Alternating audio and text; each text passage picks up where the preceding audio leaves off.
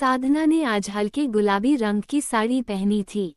ढीली गुथी हुई चोटी में एक छोटा, महकता हुआ गुलाब का फूल लगा था। माथे पर मैरून रंग का सूखा कुमकुम का गोल टीका चांदला था। आज वह बेहद सुंदर लग रही थी। भरत के मित्र तो उसे देखकर दंग रह गए, इतनी सादा वेशभूषा में भी ऐसा अनुपम रूप। उन्होंने मजाक किया, भाभी, आपने तो मेरे दोस्त को अपनी सादगी से ही क्लीन बोल्ड कर दिया है। अब तो ये हमारे साथ बाहर आने में भी आनाकानी करता है। आज तो सब साथ थे, इसलिए आपको लेकर आया है। साधना सचमुच शर्मा गई। सबने पानी में खूब धमाल की और भेलपुरी की दावत का मजा लिया। अब रात होने वाली थी। साधना ने भरत को याद दिलाया कि कल आपका इंटरव्यू है, तो घर जल्दी पहुंच जाएं। पापा ने भी जल्दी आने को कहा था। ठीक है, तो चलो, अब सब निकलते हैं, कहकर सब घर की ओर आने के लिए टैक्सी में बैठ गए। घर पहुंचते ही साधना घर के काम में लग गई। कैलाशबेन सास ने भी खाने की थोड़ी तैयारी कर रखी थी। ठीक है पापा, भरत ने केवल इतना ही कहा और साधना द्वारा परोसी गई थाली खाने लगा।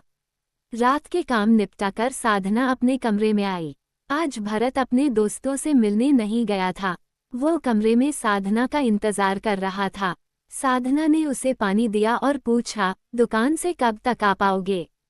पता नहीं, यह रुचिकर नगमता जवाब देकर भरत बोला, मुझे अभी और तुम्हारे साथ घूमना था। मुझे तुम्हें पूरा मुंबई दिखाना था, पर पापा ने मेरे सपनों पर पानी फेर दिया है। साधना अपने प्रिय के सिर पर हाथ फेर रही थी। भरत की आंखें भारी होने लगी थी, फिर भी वह बोले जा रहा था। साधना उसकी बातें सुन रही थी, पर प्यार के उस गर्माहट भरे स्पर्श का भी आनंद लेती जा रही थी।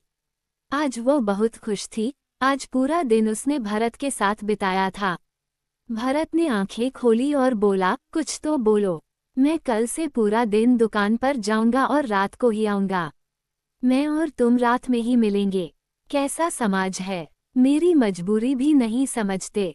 साधना हंसने लगी और बोली, मेरे भोले पति देव, मैं क्या पूरा दिन आपके साथ ही बैठी रहूं?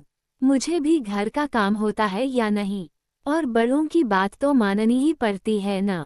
आप देर से आएंगे तो मैं आपका इंतजार करूंगी। उसमें भी कितना मजा आता है।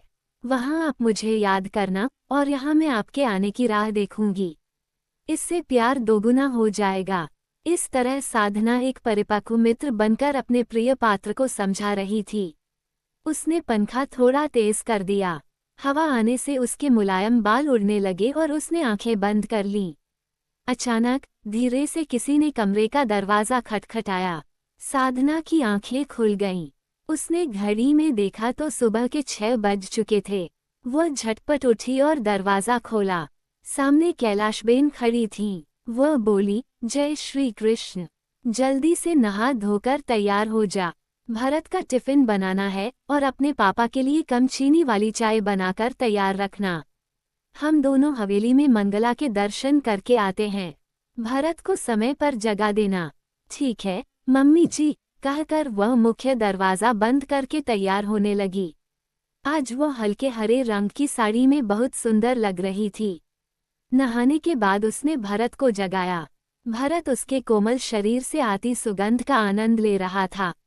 तभी साधना ने उसे जबरदस्ती बिस्तर से उठा दिया। भरत को भी लगा कि कहीं पापा आ जाएंगे तो बोलेंगे, इसलिए वह जल्दी से तैयार हो गया। साधना भी खाना बनाने लगी।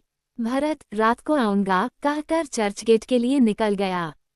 इसके बाद नाश्ता, चाय और पानी करने के बाद अपना और भरत का टिफिन लेकर पापा बाजार के लिए निकल गए। अब घर के छोटे मोटे काम निपटाने थे। साधना धीरे धीरे घर के रहने सहने के तौर तरीके सीखने लगी। आज शाम को उसकी बहन घर आने वाली थी, जो आकर सबको रविवार को भोजन का आमंत्रण दे गई। रात जल्दी हो गई। कैलाशबेन ने खाने में सूखी सब्जी, थेपला, रायता, मिर्च, सूप और पुलाव बनाने का ऑर्डर दिया। इतनी रसोई बनाने में तो रात हो जाएगी, इसलिए साधना ने काम झटपट शुरू कर दिया। तभी भरत आ गया। काम जल्दी निपटाकर नहाकर वह अपने कमरे में आई।